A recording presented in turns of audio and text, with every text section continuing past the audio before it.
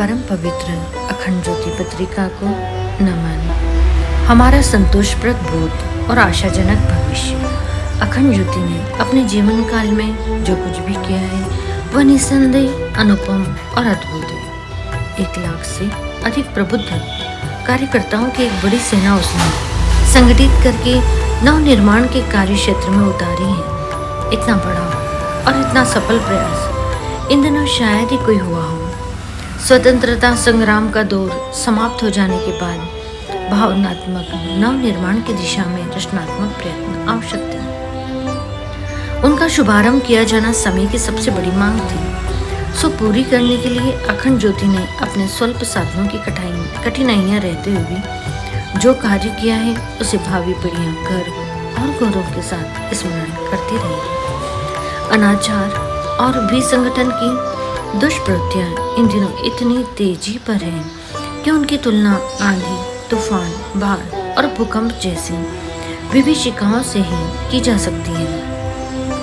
पाप और अज्ञान इन दिनों पूरे जोश आवेश पर है। ध्वंसात्मक आसुरी प्रवृत्तियां मनुष्यता को निगल जाने के लिए सुरसा की तरह मुंह भाए खड़ी हैं। ऐसे समय में अखंड ज्योति के प्रयत्न न कारखाने में तूती की तरह प्रतीत हो सकते हैं और उनका कोई परिणाम दृष्टिगोचर नहीं भी हो सकता है। पर यह भी जान ही लेना चाहिए कि अनाचार की बाढ़ को एक बड़ी सीमा तक रोका गया है और मस्तिष्कों में वह प्रकाश पैदा किया गया है जिसके आधार पर अवांछनीय से लड़ने के लिए जनमानस में आवश्यक उत्साह एवं साहस उत्पन्न हो सके। यह प्रयत्न कम मूल्यवान नहीं है।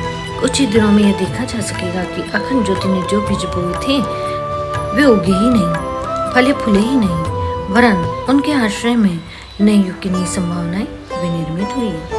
अखबार अनेक निकलते हैं और अनेक रुचियों के पाठक उनमें से अपने अनुकूल साहित्य खरीदते पढ़ते रहते हैं। धार्मिक आध्यात्मिक पत्र भी अनेक निकलते हैं और उन्हें उस प्रवृत्ति के लोग मंगाते अपनाते हैं। उस प्रक्रिया की तुलना अखंड ज्योति से नहीं की जा सकती। अखंड ज्योति जानकारी मात्र देने का, पीसने का जो कहा जाता रहा है उसे दोहराने का डर अपनाकर किसी तरह विज्ञापन या दान के सहारे अपना जीवन क्रम चलाती रहने वाली पत्रिका नहीं है। उसका अपना ढंग, उद्देश्य, क्रियाकलाप सबसे अनोखा और सबसे भिन्न है। नए युग की संदेश वाहिका के रूप में यह अवतीर्ण हुई है और नए व्यक्तित्व, नया समाज, नया विश्व बनाने के लिए अनवरत भागीरथ प्रयत्न कर रही है। जिनमें इस प्रयोजन की उपयुक्त क्षमता देखी गई है उन्हें ढूंढ कर एक सूत्र में पिरोया है, उन्हें सोते से जगाया है, दिशा बताई है और लक्ष्य की ओर दृढ़ता के साथ चल पड़ने के लिए आवश्यक उत्साह एवं साहस प्रदान किया है। अखंड ज्योति के लेख कागज पर काले अक्षर छाप देने मात्र की प्रक्रिया नहीं है, वरन उनकी एक एक पंक्ति में एक दर्द, एक आग, एक प्रकाश भरा रहता है। आत्मिक अनुभूतियों के आधार पर उन्हें लिखा जाता है। यही कारण है कि उन प्रेरणाओं को पाठक अनसुनी न कर सके और नव निर्माण के महान अभियान में सक्रिय भूमिका निभाए। इस विषम धर्म संकट की घड़ियों में अखंड ज्योति को तलवार की धार पर चलने जैसा कठिन कर्तव्य पालन करना पड़ रहा है। उसे उसी मोर्चे पर अड़ाया गया है। भौतिकवादी मान्यताओं का प्रभाव चला तो शिक्षित वर्ग से है, पर वह घने जंगलों में रहने वाले अशिक्षितों तक जा पहुंचा है। था तो वह पहले भी, पर उस जमाने में लोग उसे पाप मानते थे और भीतर ही भीतर डरते तथा धिक्कारते रहते थे और उस अनीति से निकल सकने पर अपना सौभाग्य मानते थे। अब निर्भय और निशंक होकर एक उपयोगी सिद्धांत के रूप में असुरता को सराहा और अपनाया जा रहा है। ऐसी दशा में 3 अरब जनसंख्या वाले इस संसार में फैली हुई इस दुर्बुद्धि से लोहा लेना, उसे असत्य, अवांछनीय, अहितकर और त्याज्य सिद्ध करना निस्संदेह कठिन कार्य है। वह भी तब जब कि अखंड ज्योति एकाकी इस महान अभियान में जुटी हुई है और उसके साधन अति स्वल्प हैं। जो काम सौंपा गया है उसे अखंड ज्योति ने अपनी शक्ति और सामर्थ्य को एक एक कर निचोड़कर पूरा करने का प्रयत्न किया है। जितने साधन थे उसकी तुलना में हजारों गुनी सफलता मिली है, पर इतने मात्र से संतोष थोड़ी किया जा सकता है। जो काम करने को पड़ा है वह अति विस्तृत है। अभी मंजिल बहुत लंबी है और इस पर देर तक कठिन व्यवधानों से टकराते हुए आगे बढ़ना है। ध्यान इस अगली मंजिल का ही रखना है। रुकने का कोई प्रश्न नहीं। असुरता के विरुद्ध जो संघर्ष छेड़ा गया है उसमें विराम नहीं किया जा सकता है। देवत्व परास्त हो जाए, धर्म हार जाए, विवेक कराता रहे, चिर संचित मानव सभ्यता को निर्बल कर दिया जाए या नहीं होने दिया जाएगा। लड़ाई जारी रखी जाएगी। दुनिया के योद्धा, नेता, धनी, बुद्धिमान, विद्वान साथ न दे तो निराश न बैठा जाएगा। रीछ वानरों को अपने नगण्य स्तर के परिजनों को लेकर अखंड ज्योति आगे आएगी और सोने की लंका में साधन संपन्न कुंभकर्णों, मेघनादों, रावणों को ललकारेगी। विजय दूर हो तो हर्ज नहीं, आगे बढ़ना और लड़ना अपना काम है। सो उसे बिना राय रति हिचकिचाहट लाए दिन दुने रात चौगुने उत्साह के साथ जारी रखा जाएगा। अभिलाषा इतनी बार है कि अपने परिवार से जो आशाएं रखी गई है उन्हें कल्पना मात्र सिद्ध न होना पड़े। अखंड ज्योति परिजन अपना उत्साह खो न बैठे और जब त्याग बलिदान की घड़ी आवे तब अपने को खोटा सिक्का सिद्ध न करने लगे।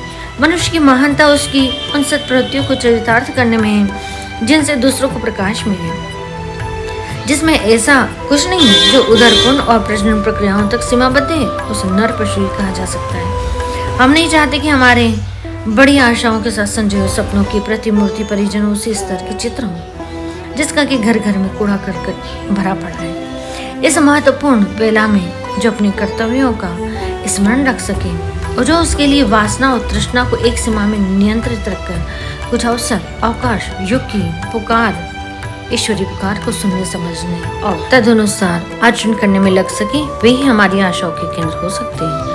उन साथी सहचरों में हम आगे बढ़ते और निर्धारित मोर्चों पर लड़ते हुए आगे बढ़ेंगे। गत अंक में एक प्रश्न कर्तव्यचारण परिजनों के सम्मुख रखा था कि अपने परिवार को जागृत, सुगठित और विस्तृत बनाया जाए ताकि निर्धारित लक्ष्य की पूर्ति के लिए अधिक व्यापकता और अधिक सफलता के साथ आगे बढ़ा जा सके। अनिंदे, अन्यमनस्क, विसंगठित थोड़े से लोग समस्त विश्व को अपना कार्यक्षेत्र बनाकर उसका तेजी से भावनात्मक नवनिर्माण करने का काम ठीक तरह न कर सकेंगे। इसलिए उत्कृष्टता भी चाहिए और विशालता भी। हमारे परिजनों का मनोबल, साहस, त्याग और पुरुषार्थ बढ़ा चढ़ा होना चाहिए। साथ ही उनकी संख्या भी बढ़नी चाहिए। इस आवश्यकता की पूर्ति हम सब मिलकर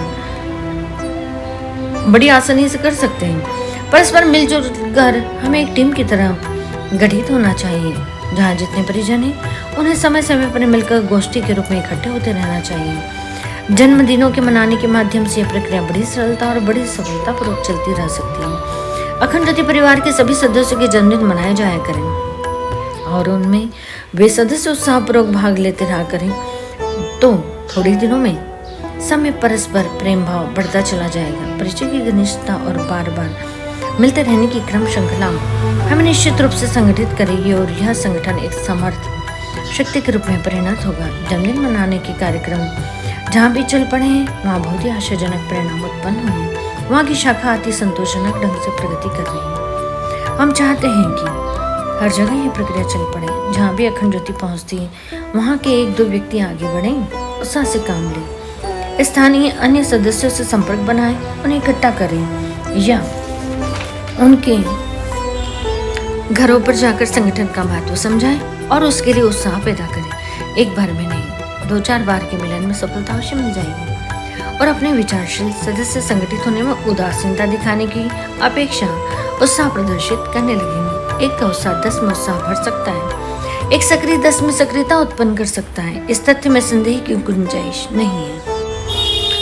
जहाँ ये संगठित कार्य बड़े आशाजनक ढंग में चल रहे हैं वहाँ मूलतः 1-2 व्यक्ति ही लगनशील हैं। उन्हीं की तत्परता ने एक संगठन खड़ा किया है और उसे सुसंचालित बना रखा है। जहाँ कहीं भी 1-2 व्यक्ति खड़े हो जाएंगे वहीं अपना प्रथम चरण आगे बढ़ जाएगा, परिवार संगठित हो जाएगा और जन्मदिन मनाने की प्रक्रिया बड़ी आसानी से चलने लगेगी। अब यह चल ही पड़नी चाहिए। हम चाहते हैं कि हम अपना जीवन क्रम समाप्त करने से पूर्व यह देखकर जाएं कि हमारे परिजन हर जगह संगठित हो गए हैं और निष्क्रियता छोड़कर सक्रियता के क्षेत्र में प्रवेश कर गए हैं। हमारे लिए यह एक बहुत बड़े संतोष की बात होगी। जहाँ इतना होने लगेगा वहीं से हमें भविष्य में भी कुछ होने की आशा रहेगी। जो इतना भी न कर सके उनसे और कुछ बड़ी आशा के आधार पर रखी जाए। युग निर्माण का दूसरा चरण है झोला पुस्तकालय। अपने सभी कर्मठ सदस्यों को झोला पुस्तकालय चलाना चाहिए। छोटे टेक्ट गजब की प्रेरणा और रोशनी से भरे पड़े हैं। उन्हें हमने हृदय की कलम और भावनाओं की स्याही से लिखा है। उन्हें जो पढ़ेगा अवश्य बदलेगा। जैसा था वैसा बना नहीं रह सकता है। भले ही वह परिवर्तन प्रत्यक्ष दिखाई ना पड़े, पर अंतरंग में हलचल निश्चित रूप में उठेगी और उसे ऊंचा उठने एवं आगे बढ़ने के लिए विवश करेगी। युग परिवर्तन का आधार विचार परिवर्तन है। विचार परिवर्तन की प्रक्रिया प्रेरक, तथ्यपूर्ण और बुद्धि संगत विचार प्रस्तुत करती है। झोला पुस्तकालयों की हलचलें हमारी आशा का केंद्र है। जहाँ हलचलें गतिशील होगी, केवल उन्हीं स्थानों या व्यक्तियों के बारे में यह माना जा सकेगा कि वहाँ हमें तथा हमारे मिशन को समझा गया है और हमारे साथ चलने के लिए कदम बढ़ाया और हमारा भार हल्का करने के लिए कंधा लगाया गया है। अपनी विचारधारा को व्यापक बनाने में सबसे सरल और सबसे महत्वपूर्ण कार्य झोला पुस्तकालय ही है। जो उस छोटी प्रक्रिया को संचालित कर सकता है, वह अपने महान मिशन की, हमारी व्यक्तिगत संतुष्टि की एक अत्युत्तम साधना कर रहा है। यही कहा, माना और समझा जाएगा। तीसरा चरण अति साधारण और बिल्कुल सामयिक है। उसे इसी महीने, इन्हीं दिनों, आज ही उठाया जाना चाहिए।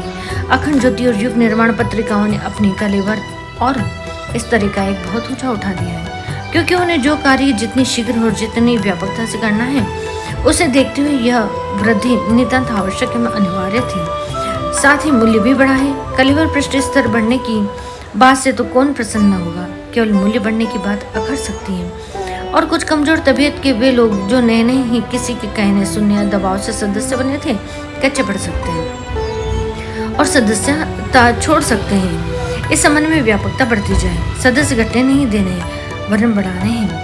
इसके बिना अपना कार्यक्षेत्र संकुचित होता चला जाएगा और मिशन की व्यापकता में भारी बाधा उत्पन्न होगी। इस वर्ष तो नए सदस्य बढ़ाने का लक्ष्य रखा जाना चाहिए और उसे पूरे उत्साह के साथ पूरा किया जाना चाहिए।